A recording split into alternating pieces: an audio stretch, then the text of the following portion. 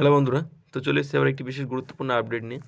রোজ ভ্যালির যে চিট ফান্ডের প্রতারণা হয়েছিল সাধারণ মানুষের সাথে বাংলার, তো সেটা নিয়ে একটি বিশেষ গুরুত্বপূর্ণ আপডেট উঠে এসেছে। এবারে প্রশ্ন আসছে, তাহলে কী আপডেট উঠে আসলো? আমরা জানি এটা নিয়ে হাইকোর্টে মামলা চলছিল। তো সেই মামলার রায় দিয়েছে হাইকোর্ট, এবং তার ফলে সাধারণ মানুষের মুখে যাদের টাকা আর কি নষ্ট হয়েছিল বা ফ্রড হয়ে গেছিলো, তাদের মুখে হাসি ফুটতে চলেছে। এবার প্রশ্ন হলো, তাহলে হাসি ফুটতে হলে কি টাকা কি তাহলে রিটার্ন দেবে? হ্যাঁ, আপনারা ঠিকই শুনছেন, টাকা রিটার্ন দেবে। এটা আমার কথা নয়, এটা একটি ভারতবর্ষের গুরুত্বপূর্ণ নিউজ চ্যানেল হিন্দুস্তান টাইমের যে অফিসিয়াল ওয়েবসাইট আছে সেখানে পাবলিশড হয়েছে। তো বন্ধুরা, আমি তোমাদেরকে সেখান থেকেই যে তারা কি প্রতিবেদন দিয়েছে এবং কবে নাগাদ আপনারা টাকা পাবেন, তো সমস্ত তথ্য এই ভিডিওতে জানতে পারবেন। তো তার জন্য বন্ধুরা, কেউ ভিডিওটা অবশ্যই স্কিপ করবেন না, সম্পূর্ণটা দেখুন।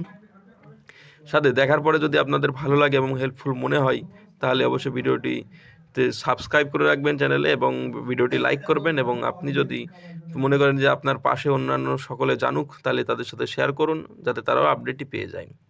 তো বন্ধুরা, এর সাথে কিছু ডকুমেন্ট আপনাদের যেটি ছিল সেটি কিন্তু রেডি রাখতে হবে। তো আমরা চলে এসেছি, দেখুন হিন্দুস্তান টাইমের যে অফিসিয়াল ওয়েবসাইটে পেজ আছে সেটি। তো আর কি ডিসেম্বরের 23 তারিখে এটি পাবলিশ হয়েছিল। তো বন্ধুরা, হিন্দুস্তান টাইমের যে অফিসিয়াল ওয়েবসাইট আছে সেখানে আর কি এটি পাবলিশড হয়। তো দেখুন লেখা আছে যে 23শে December 2023, 4:24 PM Indian standard time, কাগজপত্র রেডি রাখুন, চিটফান্ডের জমা রাখা টাকা ফেরত পাবেন নতুন বছরেই। আবেদন করবেন কোথায়? তাদের হেডলাইন ছিল এটি। তাহলে এবারে তারা কি বলেছে দেখুন, নতুন বছর অনেকেরই জন্য সুখবর আনতে চলেছে।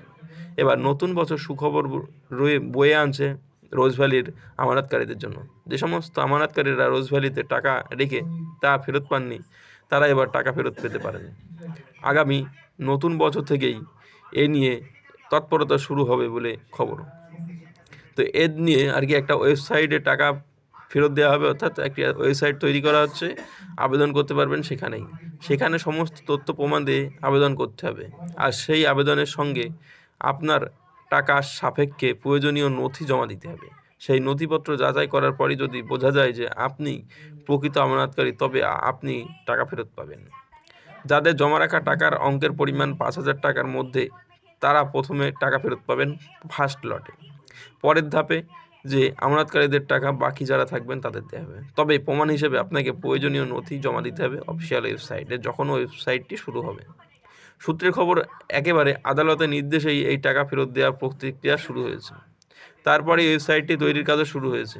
এই ওয়েবসাইটে প্রয়োজনীয় বিষয়গুলি সংযুক্ত করা হবে। এরপরই টাকা ফেরত দেওয়ার কাজ শুরু হবে।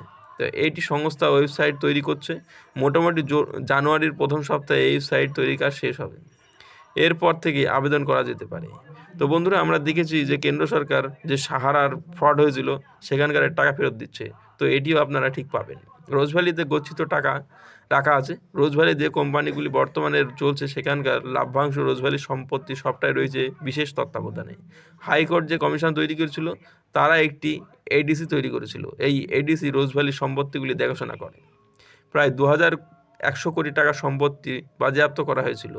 রোজ ভ্যালির নগদ রয়েছে 800 কোটি, আর রোজ ভ্যালির মোট আমানতকারীর সংখ্যা ছিল 60 লাখ। তাদের মোট আমানতের পরিমাণ ছিল 3,000 কোটির কাছাকাছি। সেক্ষেত্রে এবার টাকা ফেরত দেওয়ার আর কি প্রক্রিয়া শুরু হলে হাসি ফুটবে এই 3,000 কোটির মানুষের কাছাকাছি, 60 লক্ষ মানুষের কাছাকাছি। তো বন্ধুরা, বুঝতেই পারছেন, যারাই আর কি আবেদন করবেন, যাদেরই ডকুমেন্ট থাকবে, তারাই টাকা ফেরত পেয়ে যাবেন।